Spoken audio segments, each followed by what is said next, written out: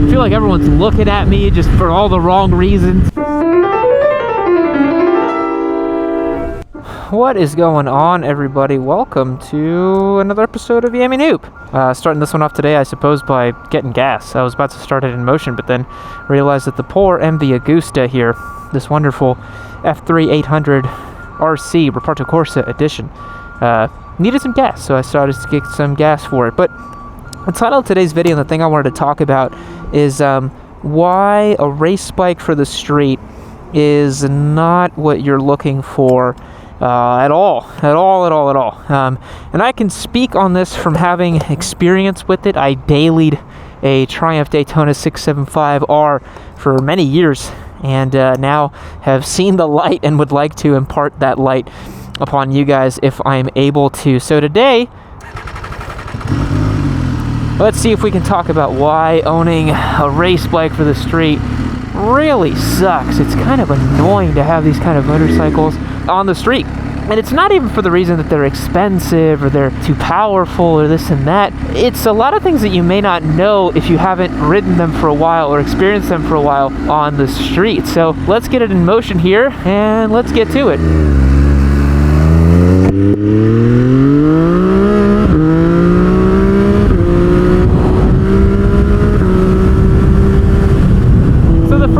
That people really don't understand about a race bike is how raw and committed it really is. You know, the ergonomics package on a machine like this is just so hunched over and lean forward, and unless you're, 22 years old and sprite and wily, it can be a real hassle to ride something like this on the daily. I mean, I have a race bike myself and I do lots of track days, but it's in sessions at a time and it's at race pace and you're hanging off the bike, and it feels completely different than just kind of like pitting around like this bike is doing right now. It feels totally different. And so that's the first thing I'd say, is just the ergonomics packages are so ridiculously committed. The second is the suspension setup, right? I mean, you can tweak a race bike suspension as much as you want, but it's set up to be stiff and agile and uncompromising, and the steering geometry has made it so that it's super flickable and nimble and carves corners from side to side really fast. And sometimes that's cool if you're on your favorite canyon road, but for the most time you don't really want that on the street. It's a little bit annoying. And also, the only reason I have this MV Agusta F3 800 RC Reparto Corsa edition is because the fine folks over at Eurocycle, they've given this as a loaner bike to me. So if you guys could hit the link down below and check out the bikes they have for sale, and see if they've got something that you would like to ride, something like this MV right here.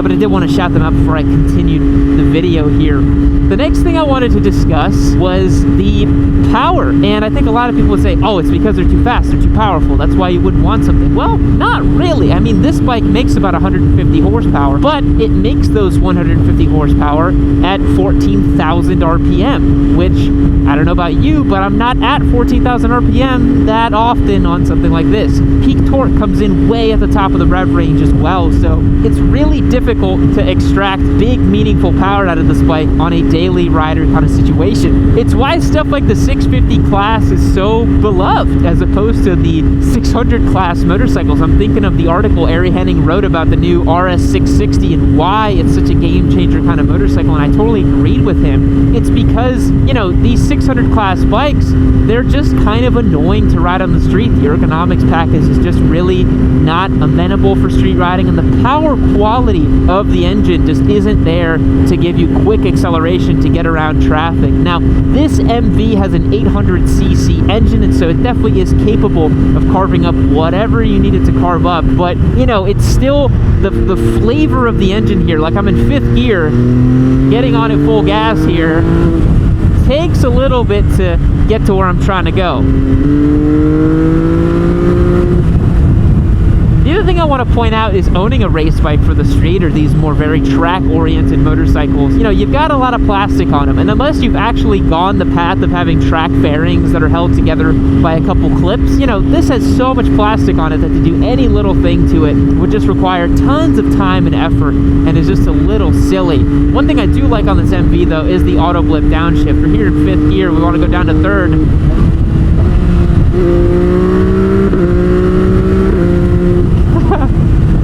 That's pretty fun, you got to admit. But you don't have to limit yourself to owning a race bike to have a quick shifter. Plenty of naked bikes and more normal street-oriented sport bikes have quick shifters nowadays. Hell, even the new Triumph Trident 660 is going to have a quick shifter up and down as optional, so this is no longer race bike technology. But yeah, the plastics really suck on something like this. To do any little thing to it, you're going to have to do a bunch of, back-end work just to get the plastics off of this machine. The other thing I want to point out is just how, kind of unrefined and raw a race bike really feels. This is about 60% of the way there to a race bike, in my opinion. I took this thing out to the track to compare it to the Ducati Panigale V2 that we have as a giveaway, so I got a lot of seat time with it on track, and honestly, it doesn't feel that far apart from my race bike. But when you think about something like my race bike, it's so raw, it's so uncompromising. The few times I've ridden it on the street just to do a couple tests here and there and some quick, verification if things were working, it just felt absolutely silly on the street, It's just so stiff, everything's ridiculously uncompromised, the seat feels like a plank, and this bike is really not that different. And, for prolonged periods of time, again, if you're 21 or 22, I'm sure you can do it. Me at 28, after having a couple accidents on motorcycles, man, I just don't want to be chilling on something like this for, hours on end on the street. It just doesn't really make sense.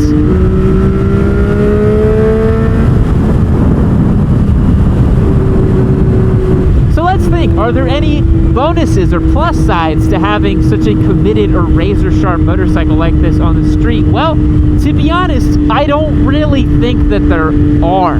I think it's a difficult proposition to make, to own this and ride this every day on the street. I think you've really got to be committed to have a motorcycle like this. And I remember when I had my Daytona 675R and I rode it on the street basically every day. I racked up about 22,000 miles on that machine in the first year that I owned it, and it's just it just takes so much out of you to do that with it. And there's so much more fun to be had with motorcycling when you don't take it this seriously on the street. If you've got something that's torquey and upright, you can more easily do wheelies on it. It just feels a little more fun and playful to ride around town. More bottom end torque means that you can more quickly weave around traffic if you need to. You can have some fun with the motorcycle. And bikes like this that make all their power at the top end are very difficult to use on the street. Even in 5th gear here, if I whip on the throttle, I'm already doing damn near 100 miles per hour right there. And that's in 5th gear, not even really getting on it, If we bang it down a couple gears here,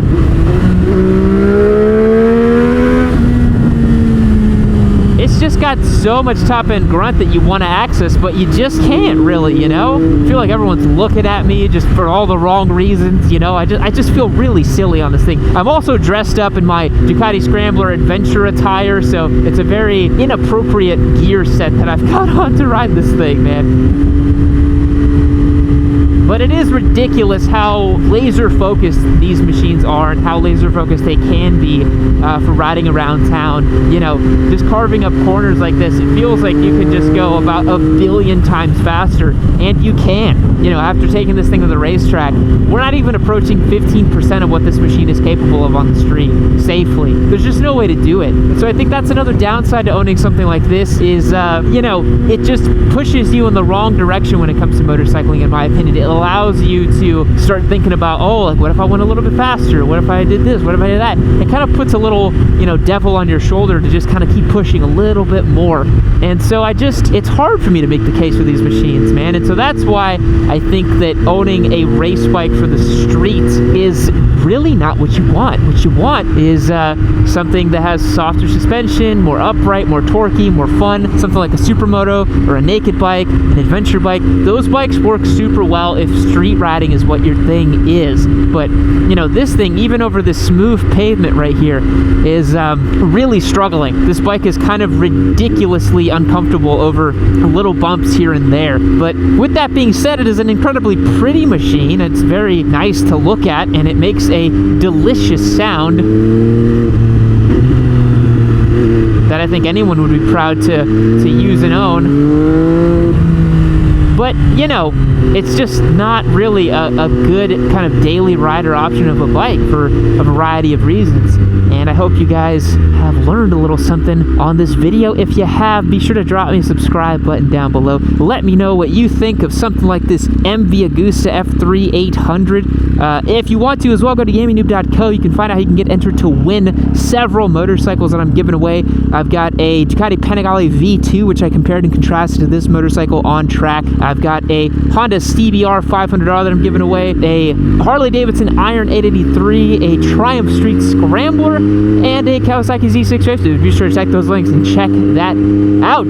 Catch you guys in the next one. See you later. So my sweet little squid, this video is actually over, but lucky for you, click on this one right here. You can keep watching your sweet Papa Yam delivering you the motorcycle content you've come to know and love. Don't worry, I'll wait. I'll be here waiting for you. You're gonna click on that video.